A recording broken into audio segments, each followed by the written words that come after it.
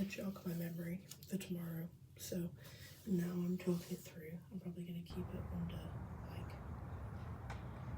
2 minutes. We'll say, what is it? Something like...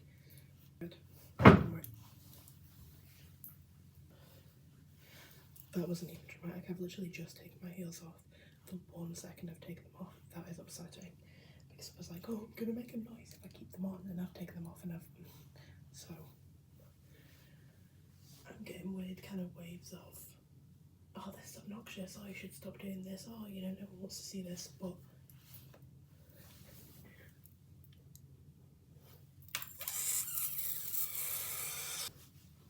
That's what I have to say.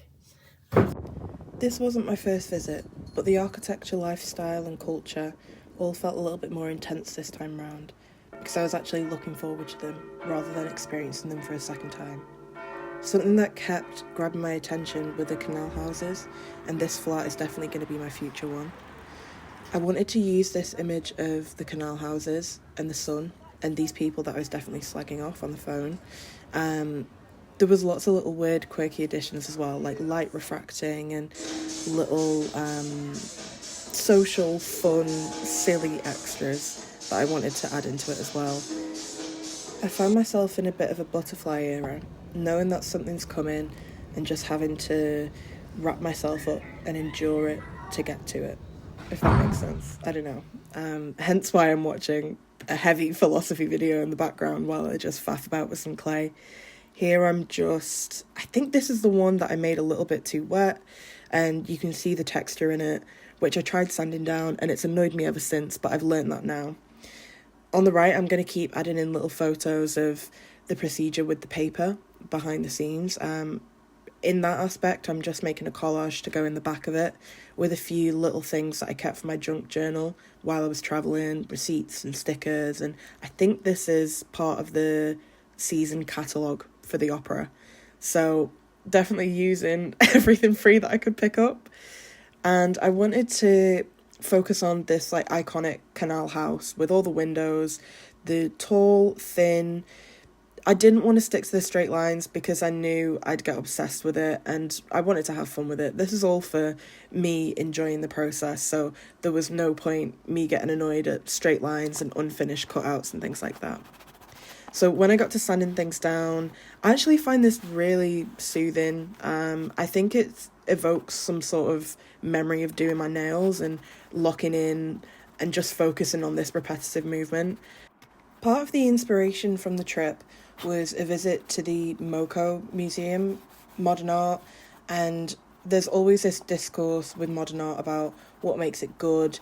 Is that it being complicated and hard, and is it a skill or an idea? But I think when you look at it as an idea plus intention plus creativity plus actually outputting it, I think it stops you getting so bogged down in this idea of quality, skill. I mean, I'm using these pliers with acrylics, so my technique isn't going to be one that they use as an example anywhere. It's like, it's something that I pick up because I practice it, because I enjoy it, and I adapt it to whatever length my nails are that week.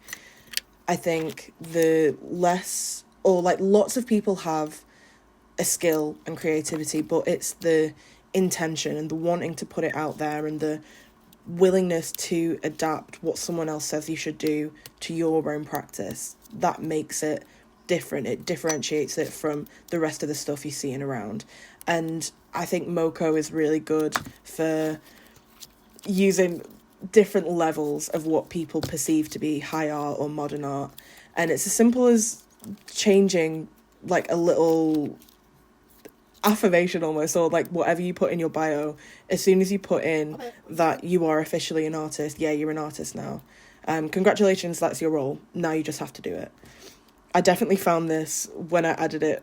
I think it was while I was away, into my like LinkedIn, into my Instagram, and I went, no, I think I'm going to take this seriously because I enjoy it, and why not? It doesn't have to be that complicated. It doesn't have to be something that is above me or above everyone else.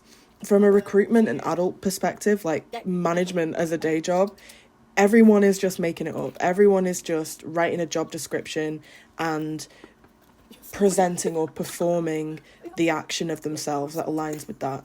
And if you create your own role and write your own description, you do just whatever you want. And Robert makes a feature in the back. I think I think I wasn't paying him a lot of attention, so he tried to attack me, which sounds about right.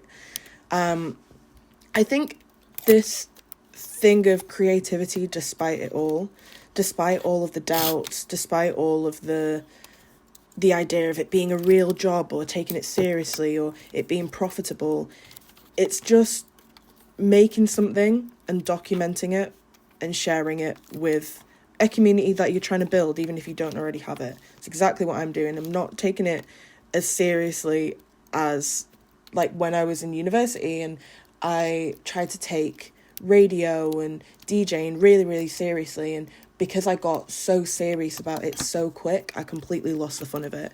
Whereas here, I'm clearly struggling with the acrylics, but I'm having a great time. I'm just trying things out, trying different methods. I'm guaranteed not thinking about who is going to receive it. I'm just doing the work, recording it. I'm probably more concerned about whether my hands are in frame or whether they're blocking it or whether you can see the tattoo. I paid loads for it, that kind of thing. It's just so different from the inside than the outside. And MOCO was a really good example of this. It looks like this stately, a little bit off-putting in terms of how I'm going to use the word posh because that's the word that I'm kind of working through in terms of therapy at the moment. My biases. I think it looked posh and it made me not think I belonged there from the outside. And then as soon as I went in and I'm interacting with all the art, some of my favourite artists, I'm going, yeah, this is definitely where I need to be when I stop overthinking it, which might sound basic to everyone, but I think we could do with a little reminder 24/7 not to overthink it and just to enjoy it. So that's why I'm tying them together. That's why it was relevant. There was a couple of quotes as well that popped up. I think in the last video, I took it into like reading theory, but I really can't be bothered doing that in this one. I mean, here I'm literally adding in paper clips with super glue and little elements of the wire. This started off as, oh, well, it's broken.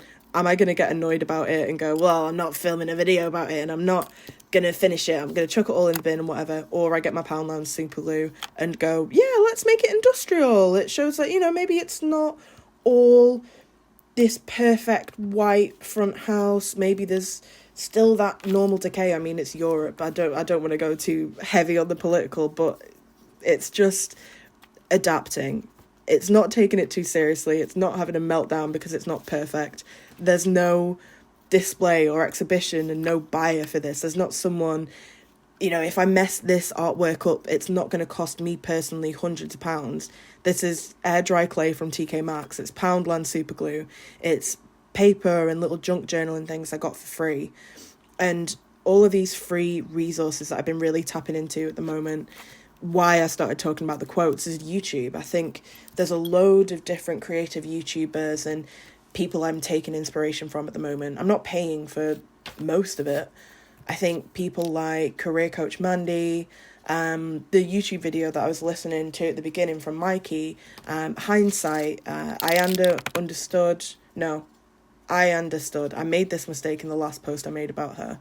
And Heaven Sent Honey and Philosophy Tube and even just like down to the Maya Angelou quotes that I'm reading from a book I think I air quotes borrowed off my mum.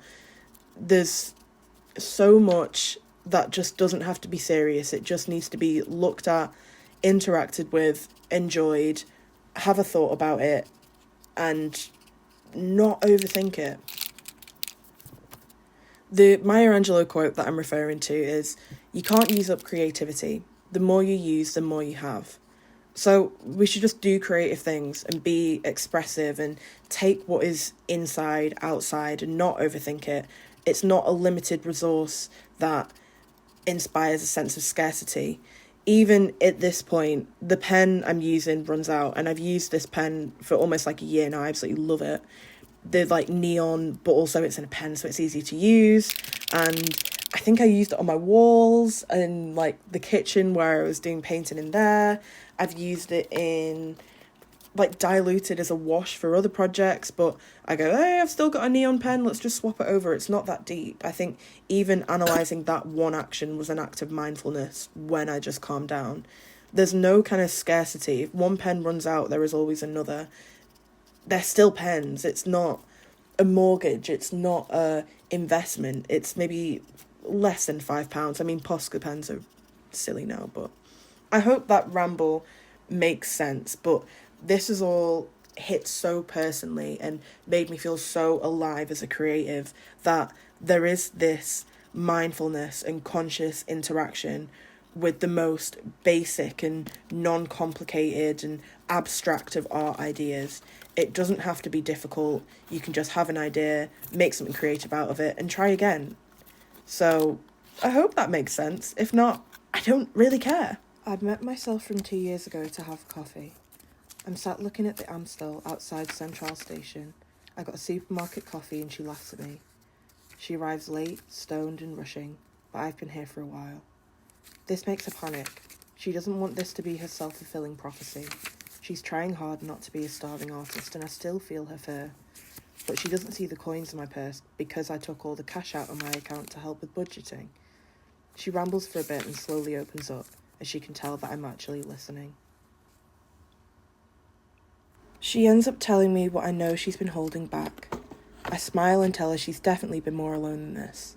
She gets angry at me and raises her voice, and I cry for the both of us because I know I can hold the grief and loneliness now, but also the joy. She doesn't believe me.